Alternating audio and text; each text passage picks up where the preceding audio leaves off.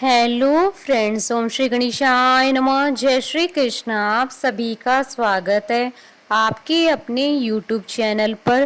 Friends, आज हम आपको इस वीडियो में बताने जा रहे हैं साल 2021 की वैशाख कृष्ण पक्ष की वरुथनी एकादशी की पौराणिक व्रत कथा, पूजा विधि, शुभ मुहूर्त, महत्व और नियम के बारे में।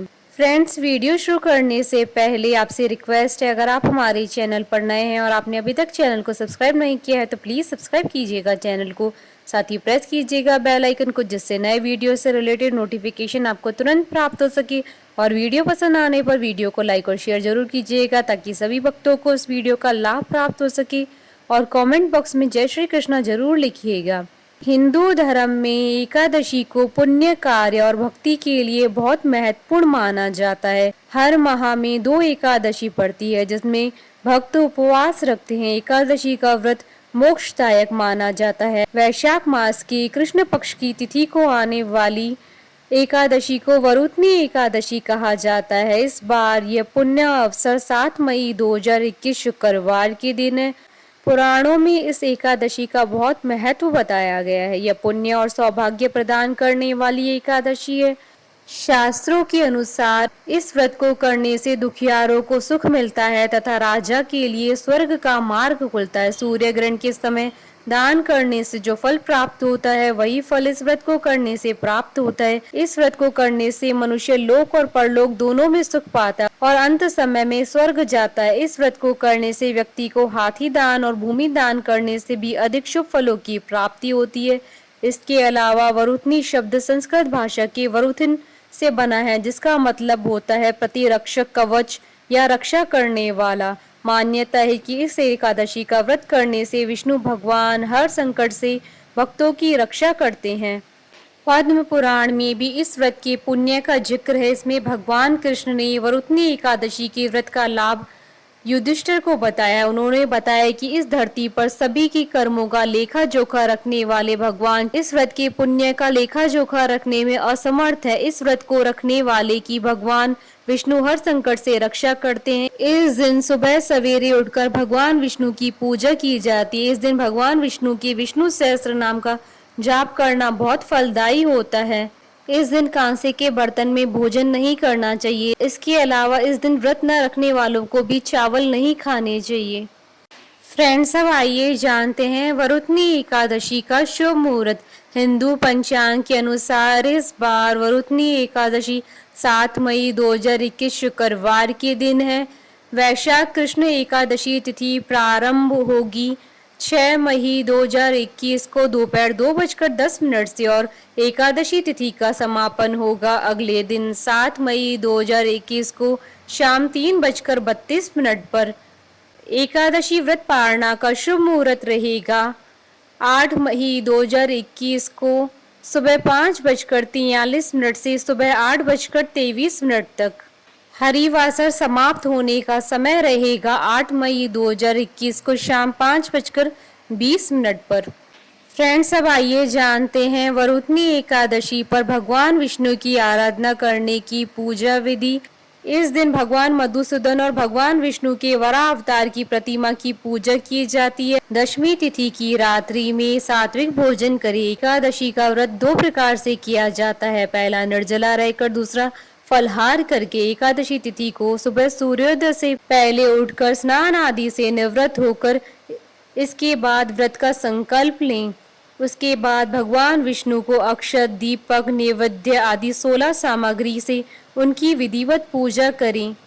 उसके बाद पीपल के पेड़ की पूजा करें और पीपल के पेड़ की जड़ में कच्चा दूध चढ़ाकर घी का दीपक जलाएं और तुलसी माता का पूजन करें। पूजन के दौरान ओम नमो भगवते वासुदेवाय नमः के मंत्र का जाप करते रहें।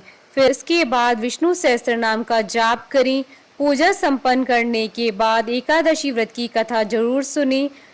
फिर रात में भी भगवान विष्णु और माता लक्ष्मी की पूजा अर्चना करें। पूरे दिन समय समय पर भगवान विष्णु का स्मरण करें। रात में पूजा स्थल के समीप जागरण करें। एकादशी के अगले दिन द्वादशी को व्रत खोलें। यह व्रत पारण मुहूर्त में ही खोले। व्रत खोलने के बाद ब्राह्मण या किसी गरीब को भोजन कराएं। फ्रेंड्स, अब आइए आरंभ करें वरुथनी एकादशी की व्रत कथा।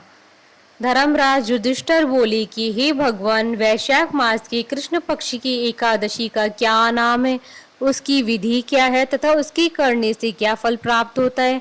आप विस्तार पूर्वक मुझसे कहिए, मैं आपको नमस्कार करता हूँ। श्री कृष्ण कहने लगे कि हे राजेश्वर, इस एकादशी का नाम वरुथी एकादशी है।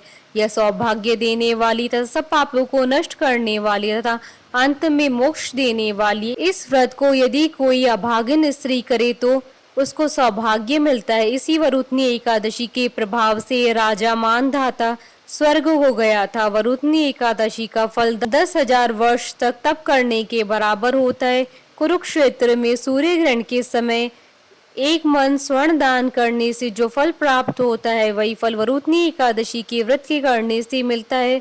वरुथनी एकादशी के व्रत को करने से मनुष्य इस लोक में सुख भोगकर परलोक में स्वर्ग को प्राप्त होता है। शास्त्रों में कहा गया है कि हाथी का दान घोड़े के दान से श्रेष्ठ है। हाथी के दान से भूमि दान, भूमि के दान से तिलों का दान और तिलों के दान से स्वर्ण का दान तथा स्वर्ण के दान से अन्न का दान श्रेष्ठ है। अन्न दान के बराबर कोई दान नहीं है। अन्न दान से देवता, पितर और मनुष्य तीनों तृप्त हो जाते हैं। शास्त्रों में इसको कन्यादान के बराबर माना जाता है। वरुथनी एकादशी के व्रत से अन्नदान तथा कन्यादान दोनों के बराबर फल मिलता है। जो मनुष्य लोभ के वश में होकर कन्या का धन लेते हैं, वे प्रलय काल तक नरक में वास करते हैं या उनको अगले जन्म में बिलाव का जन्म लेना पड़ता है। जो मनुष्य प्रेम एवं धन सहित कन्या का दान करते हैं, उनके पुण्य को चित्रगुप्त भी लिखने में असमर्थ है, उनको कन्यादान का फल मिलता है। वरुथनी एकादशी का व्रत करने वालों को दशमी के दिन कांसे के बर्तन में भोजन करना, मांस, मसूर की दाल, चने का शाक, कौंदों का शाक, शहद, दूसरे का अन्न, दूसरी बार भोजन करना, स्त्री प्रसंग, इन सभी वस्तुओं का त्याग करना चाहिए। व्रत वाले दिन जुआ नहीं खेलना चाहिए। उस दिन पान खाना, दांतून करना, दूसरे की निंदा करना तथा चुगली करना एवं पापी मनुष्य के साथ बातचीत सब त्याग देना चाहिए। उस दिन क्रोध, मिथ्या भाषण का त्याग करना चाहिए।